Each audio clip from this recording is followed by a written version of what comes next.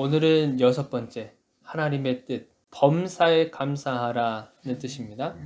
자, 우리가 하나님의 뜻을 알아야 되는 이유가 첫 번째는 하나님에 대한 오해가 생기지 않기 위해서예요. 그러니까 막연하게 하나님은 이럴 것이다, 하나님은 이런 분이시다, 이렇게 우리가 추측하거나 생각을 해서 하나님을 그렇게 정의를 내린단 말이에요. 우리가 나름대로 하나님을 그렇게 만들어 놓는단 말이에요. 그런데 그렇게 되지 않고 하나님이 당신 스스로 나는 이런 뜻을 가지고 있어 라고 말씀해 주시는 거예요.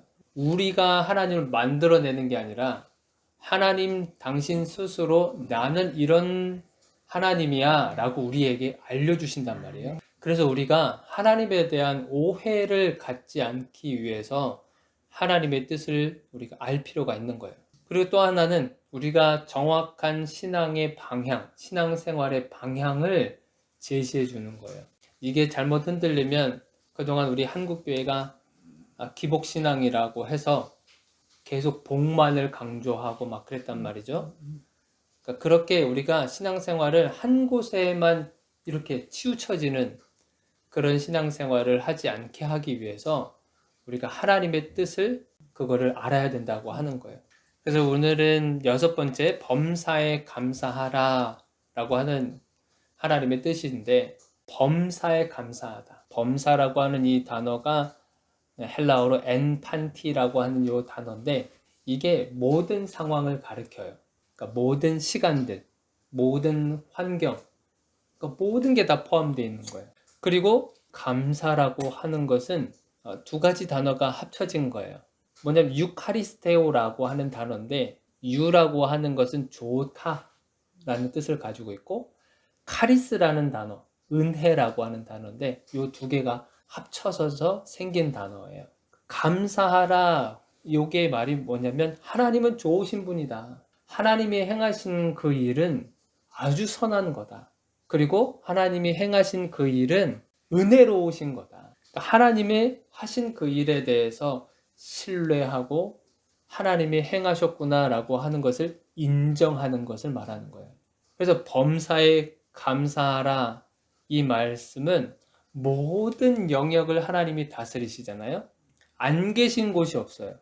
안 계신 곳이 없는 그곳에서 하나님이 행하시는 그 일은 모든 게 다 선한 거예요. 비판받으실 필요도 없고 잘못됐다고 평가받으실 이유도 없는 거예요. 하나님이 행하신 거는 그냥 그 자체로 선한 거고 그 자체로 아주 최고다 라고 하는 것을 고백하는 것을 말하는 거예요. 이 땅에서 우리가 감사하는 것이 두 가지가 있습니다. 첫 번째 감사는 조건적인 감사.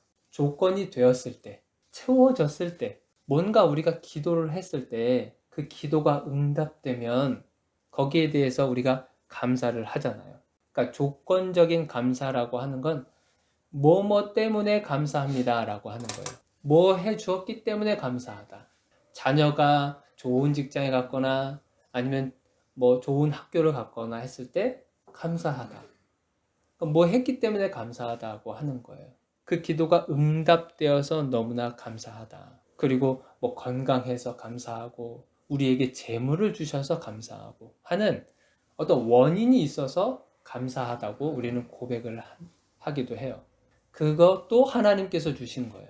하나님께서 그것도 우리에게 허락을 해주셨기 때문에 우리는 거기에 대한 은혜로 하나님 앞에 감사합니다 라고 얘기를 하는 거죠. 그 또 한 가지는 뭐냐면 무조건적인 감사. 그럼에도 불구하고 감사. 우리가 기도를 해서 기도가 응답되어졌을 때도 감사하지만 그렇지 않음에도 불구하고 감사하라고 하는 거예요. 망해도 감사해라. 실패해도 감사해라. 뭐 고통 속에 있어도 감사해라. 어떤 시험에 떨어졌을 때도 감사해라. 이해가 되지 않는 상황에서도 감사해라. 기도가 응답되지 않아도 감사해라. 사도 바울이 질병이 있었어요. 그 질병 때문에 너무 고통스러워서 하나님 앞에 기도했단 말이에요. 이 질병을, 그러니까 많은 학자들이 그 질병을 안질, 이 눈에 있는 그 질병을 보통 얘기를 하는데 사도 바울은 그것을 계속 하나님 앞에 알려드렸단 말이에요. 이 질병이 좀 낫게 해달라.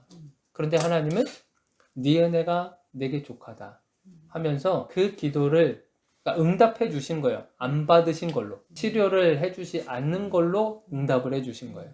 그럼에도 사도 바울은 거기에 대해서 감사하며 나아가게 되는 거예요. 욥도 한번 보세요. 욥기 우리도 잘 알지만 삶이 얼마나 참 같은 신앙인으로서도 이해할 수 없는 부분들이 너무 많아요. 의로운 사람이라고 그리고 하나님이 칭찬도 하시고 이만한 믿음을 있는 사람은 없다라고 할 정도로 욥에 대해서 칭찬도 자자했단 말이에요. 그런데 욥의 인생을 우리가 보면 알겠지만 자녀도 잃어버리고 아내도 떠나고 가지고 있던 재물도 다 없어지고 가축들도 다 죽어버리고 몸에는 온갖 피부병이 일어나서 기왓장 돌로 막 긁어서 피가 날 정도로 그랬단 말이에요. 그런데도 이 욥은 하나님만 찬송 받으실 분이십니다 라고 하면서 마음을 표현했단 말이에요. 그러니까 무조건적인 감사. 사실 이거는 우리가 인간적으로 어떻게 설명할 수가 없어요. 아니 그 상황에서 어떻게 감사가 나올 수 있습니까? 우리가 기도가 응답되고 기분이 좋고 하면은 그거 감사하는 건 누구나 다 할 수 있는 건데 감사할 수 없는 조건이 됐을 때 그럴 때 어떻게 감사가 나오냐는 거예요. 지금 병들어서 아프고 관절염 때문에 고생하고 허리가 아파서 힘들고 그런데도 지금 하나님이 뭘 요구하시냐면 감사를 하라라고 하시는 거예요. 이거는 우리가 설명할 수가 없어요. 설명이 가능하지 않는 부분이에요. 희한하게 그 상황이 됐는데도 감사가 나오는 사람들을 우리가 간혹 간증을 통해서 듣게 된단 말이죠. TV를 통해서 간증을 보면 아니 어떻게 저 상황에서도 감사가 나올 수 있을까? 어떤 선교사님도 보면은 선교사님이 오지에 가서 선교 활동을 하시는데 거기서 자녀가 풍토병으로 죽어요. 그러면 얼마나 속상하겠어, 부모 입장에서. 죄책감도 굉장히 클 거예요. 저 아이가 도대체 무슨 죄가 있길래 엄마 아빠가 선교사라는 것 때문에 그 오지에 가서 같이 가서 이 아이는 원했는지 원하지 않았는지 모르지만 괜히 어떻게 보면 따라가서 그 병을 앓고 죽었단 말이에요. 그런 이 선교사님 부부는 얼마나 마음이 아프겠냐는 거예요. 그런데도 그 오지에 있는 그 영혼들에 대한 사랑하는 마음이 있어서 계속 거기에서 선교를 계속 하시는 거예요. 그럼 그 어떻게 설명을 할 수 있겠냐는 거죠. 사람으로서는 이거를 뭐라고 설명할 수가 없는 부분들이 있어요. 심지어는 또 어떤 선교사님 부부는 부부가 같이 선교 활동을 하셨는데 그 아내 되시는 분이 그 선교지에 있는 무장단체들에 의해서 처참하게 죽임을 당해요. 근데 이 남편 되시는 분은 그 현장을 보고 충격을 받아요. 한동안은 정말 힘겨웠겠죠. 그런데 한국에 돌아왔다가 다시 그 땅으로 들어가요. 그 땅에 들어가서 그 영혼들을 사랑하는 마음으로 선교 사역을 계속 하신단 말이에요. 이거는 뭐라고 설명할 수가 없어요. 우리 사람들이. 아니 어떻게 선교사님 그런 상황에서 그렇게 할 수 있습니까? 아마 선교사님도 뭐라고 설명할 수 없을 거예요. 뭐라고 설명할 수가 없어요. 이거는 하나님이 그 마음을 부어주셔서 그 마음에 불붙듯이 일어나는 그 영혼에 대한 사랑하는 마음. 그게 있어서 다시 들어가는 거거든요.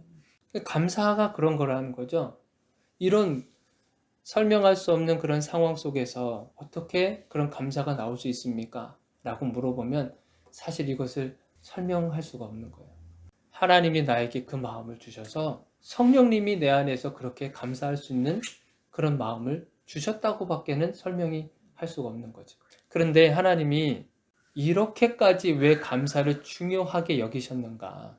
조건적인 감사, 무조건적인 감사, 감사할 수 없는 상황 속에서도 왜 감사를 이렇게 하나님이 우리에게 마치 강요라도 하듯이 그렇게 하신 이유가 무엇이겠는가?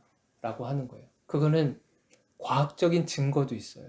우리 사람에게는 머리에는 뇌가 있잖아요. 왼쪽 이마에 보면 전전두엽 피질이라고 하는 뇌가 있어요. 이 전전두엽 피질이라고 하는 이 뇌가 하는 역할이 무엇이냐면 생각하는 거, 기억하는 거, 그리고 어떤 사람에게 활력을 부어주는 거, 그 역할을 해요. 근데 이것이 발달이 돼야 되잖아요. 발달하려면 어떻게 해야 되냐면 사랑을 많이 받아야 돼요. 어렸을 때부터 사랑을 많이 받고 그리고 공감을 해줘야 돼요. 아, 너가 이랬구나.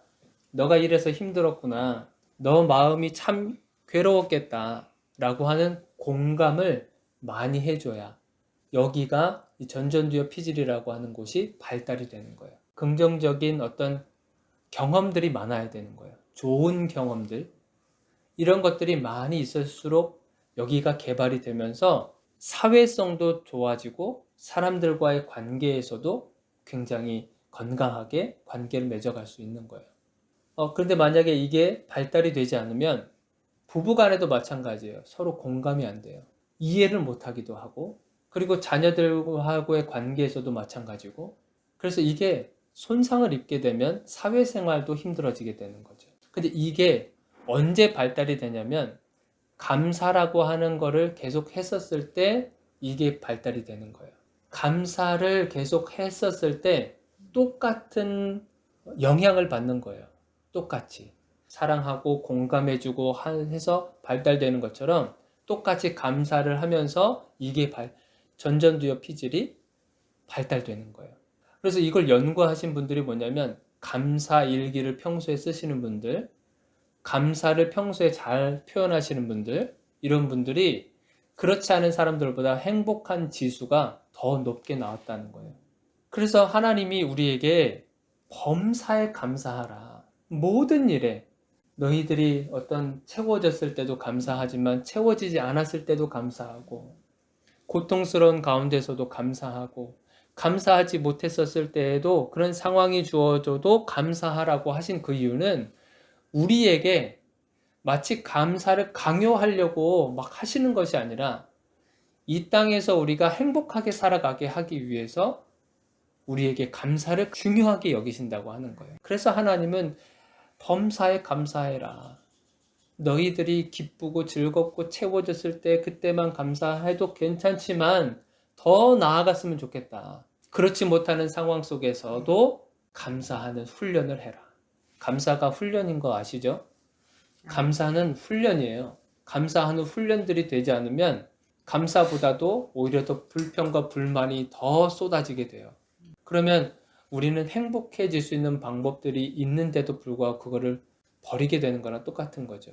우리가 지금 이 세상에 살면서 사랑이 많이 결핍돼 있잖아요. 사랑도 없고 공감하는 것도 없고 어떤 열정도 많이 없어지고 젊은 사람들도 보세요. 삶을 살아갈 의욕들이 많이 없어지잖아요. 뇌를 아까 말씀드렸지만 전전두엽 피질이라고 하는 이게 강화될 수 있는 조건들이 지금 우리 이 세상엔 없는 거예요. 사람들도 부정적으로 얘기들을 더 많이 하지 긍정적으로 얘기를 하지 않아요. 세상 돌아가는 것도 보세요. 정치도 하는 거 보세요. 경제도 보세요. 전부 다 부정적인 것들로 가득했단 말이에요. 물론 그런 것들을 이야기를 하면서 개선해 나가는 건 참 좋아요. 그런데 계속적으로 거기에만 몰두하고 사람들이 전부 다 냉랭해져 가는 겁니다. 사랑이 없어지고. 그래서 이것을 회복할 수 있는 방법을 하나님이 말씀해 주시는 거예요. 너부터 시작해라. 너부터 시작하는데 뭐부터 하냐면 감사해라. 조건이 되어줘도 감사하고 그렇지 않아도 감사해라.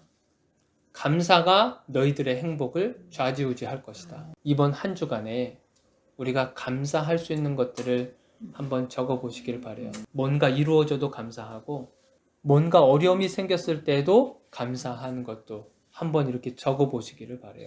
그것이 우리들을 행복하게 살아가게 하는 그런 하나님의 뜻인 줄 발견하게 될 겁니다. 기도하겠습니다.